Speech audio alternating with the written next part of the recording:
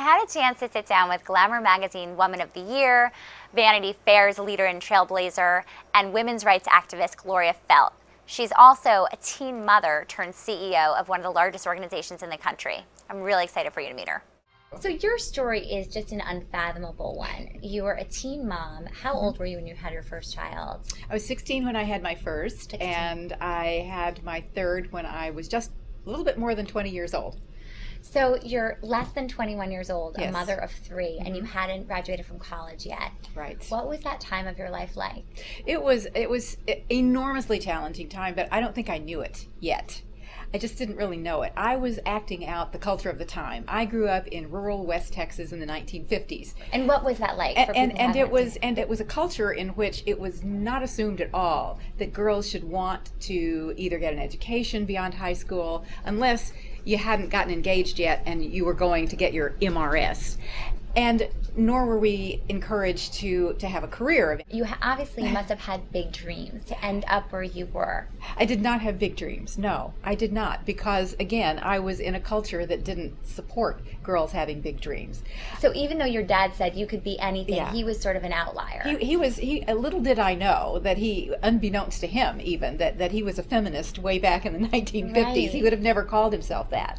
But actually what he said was, you can do anything your pretty little head desires. So there was a little bit of, so a little bit of tradition yeah. in there too. Yeah. My mother was quite passive, and although she was extremely bright, and in fact she worked in my father's business, she really ran the show of the office. She was the office manager. And that, though, I rebelled against, because that was not normal in the 1950s. And all my friends' mothers stayed home. They cooked, they cleaned, they made their husbands lunch in the mornings. They were there when the kids came home in the afternoon. And my mother went to work. Well, that was not normal. So I rebelled against that. And I became a great seamstress. I made all my kids' clothes. I learned how to cook. But as I said, I soon got over that phase. The supermom phase didn't really do it for me.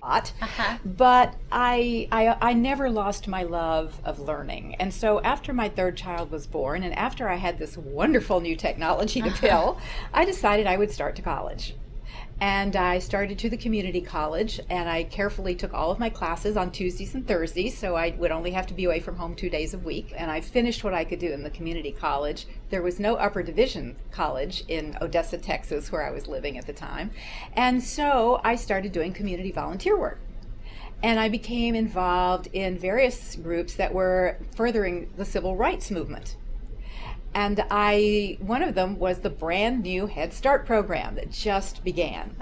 And so I volunteered for Head Start. And I then was offered a job teaching at Head Start. And that was really my first career-like job. Then after I worked at Head Start for 5 years, I then went back to school, because by then the University of Texas had opened a branch in Odessa. So when you found out they opened a branch in Odessa, were you elated beyond? Oh my goodness, I can hardly tell you, Sam. I mean, it's hard to even describe. But I was the first one in the door, and I finished my last 2 years in 1 calendar year. Wow. And I just wanted to zip through. And so when you graduated, what was next? Yes. Well, what I wanted to do, I thought, was I wanted to continue teaching, and I was planning to get my secondary teaching credentials and to teach in high school. I thought probably high school English, maybe social studies. Okay. I was on this path. My last semester in the summer, my last summer semester, they told me I needed an extra 3 hours of science. I looked for the easiest class I could take, and it was ecology. And so I took this ecology course. And they were talking about family planning. They were talking about, that was during the era when there was much talk about how we humans would never be able to control our own reproduction. That we were going to overpopulate the world, and then we would all die. And so I thought I wanted to do a paper and learn about voluntary family planning. And I did a paper, and I went and interviewed the people at the local Planned Parenthood that had just opened just a couple of years before that. And I just got to know some of them, and this is a very strange tale that I'm about to tell you. I mean, it's a totally serendipitous thing. 2 weeks later, the executive director called me and said, I'm about to leave this job. I think you should apply. For the executive Yes, director for of the Planned executive Parenthood, when you director. were just graduating from I was from just college. graduating from college. I was in my early 30s, so I had Right. a little maturity, but still, I had never managed anything. I knew nothing about healthcare And what was your administration. reaction? Well, I thought, I've never had a formal job interview. I've never had a real resume. The jobs I they had come to me. Right. And so it would be really great experience. They'll never hire me because I'm not qualified, so I don't have to worry. But it would be great experience. It would teach me a lot. To go through the process. Just to go through the process. Well, the rest, as they say, is history. So when you look back at your own childhood, was there something that sort of, in many ways, made it so, of course, this was going to happen to you? Well, I do think there are several things. Number one, I grew up in a town where my parents were always a little ahead of the curve in terms of their interest in social justice. But the other thing that I learned from the civil rights movement was, you know what? Women have civil rights too. And for women, if they don't have the civil and human right to control their own fertility, the rest of their rights don't really mean much. So much of what you do is very confrontational because you're often the advocate for women's rights or for reproductive rights, and on the other end as someone who is taking pictures of women in abortion clinics or whatever it may be, even worse. But you always have this sort of smiley, non-confrontational way about you. Do you think that's part of what's made you so successful? Well, I think that, yes, I think that is probably true. And what's behind that is that I learned you become stronger in the doing. It's not like I inherently had the strength or the courage to confront those kinds of controversies. It's that I learned by doing. What I learned was that was nothing wrong with me for having my beliefs, but there was a lot wrong with people who tried to impose their beliefs on me and on others.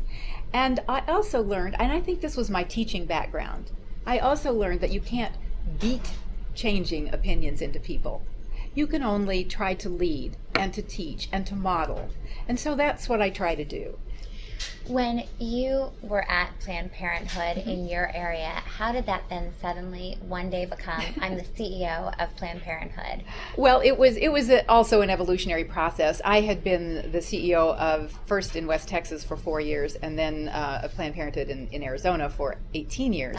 And after the 18 years in Arizona, I was getting a little bored with what I was doing, and I thought I would leave, and that's when I was going to start writing books. So I thought I would take a couple of years off, and I would write a book. Once again, fate intervened, and I was recruited to take the national position. And it was at a moment in history where it was the right thing for me to do. It was just the right time, and I had the right skill set, knew the organization well. It was a time when the organization badly needed leadership that could take it to the next step. And so I did it, and again I thought, well, I'll do this for 2 or 3 years, fix everything, and then I'll go back and write my books. Well, 9 years later. Happen, right? When you were at the helm of Planned Parenthood, you really saw it from 1996 to 2005, from the Clinton years to the Bush years. What was that like? It was, the Clinton years were an era of great opportunity, much of it squandered. Even in the midst of all that, we were able to start doing what I believe was the legacy that I'm proudest of with Planned Parenthood, and that is, I think we sort of turned the mindset around from one in which we were always fighting the attacks to a proactive agenda in which we were setting the agenda. We decided, you know what, insurance plans aren't covering contraception. We're going to start passing legislation that will make sure that women can have their insurance covering their contraception, since 90% of women will use it at some point in their lives, and it's basic health care. So that's what you did. So that's one of the things. That's amazing. So that was, I love being proactive. I love building. That's what I enjoy the most. And then when Bush took over, what was the relationship, I guess, with Washington like at that point? It changed in a nanosecond, of course. And what we had to do was what you do when you are not in the majority, or when you're not in the majority in Congress or in the White House, and that is that you have to become the insurgent. And there's actually something good about that for a social movement, to have to think like an insurgent. That means you have to be very creative. You have to think about where are the opportunities. And more importantly, what we did was we used it as a time to educate the public. But that doesn't mean that times weren't really very, very tough during the Bush administration. And frankly, in my view, it's time to start the whole reproductive justice movement over again from the ground up as a human rights movement. And what would that look like? I would be organizing our legal strategies and our legislation around the principles that the ability to decide for yourself whether and when to have children is a fundamental human right. And to really get that, to talk about that, you have to first get that idea into the culture. How big was Planned Parenthood when you were at the helm? From a budgetary perspective, it was pretty close to $1 billion. But for me, the measure was never the size of the budget or the size of the organization. It was the people that were served and how many people could be able to get this access to the basic health care that they needed, a pap smear, a breast exam, to be able to know that a woman could get her annual exam at a price she could afford. Mm-hmm. I mean, that's just invaluable. So how did you acquire your business skills? I just learned on the job. I found mentors, and I took many courses. I took many courses. Just I studied to try to learn how to do these things, and that's always been what you fall back on. Is your studying and your learning. Yes, and one of the things I've learned in life is that if you first are doing a job and then you go try to learn how to do the job, you learn it a lot faster. It means more to you. March is Women's History Month, and you obviously have made already a large contribution to the women's rights movement. Mm-hmm. Where do you see the movement going? Mm-hmm. I would like the movement to move more. I think a movement has to move. Power and energy come from moving into new places, not ever from standing still. And I think there's a whole wave of new younger women who are prepared to step up and to take the movement forward. Their issues won't be exactly the same ones that motivated me. And I'd like to see younger women figure out what is it that ticks you off.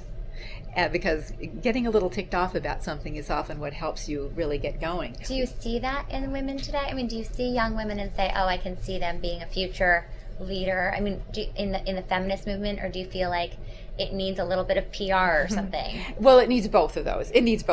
Many young women are afraid to even use the term feminism. Right. And that's because people who didn't want to see feminism succeed have declared it dead so many times, and they have tried to make feminism the F word.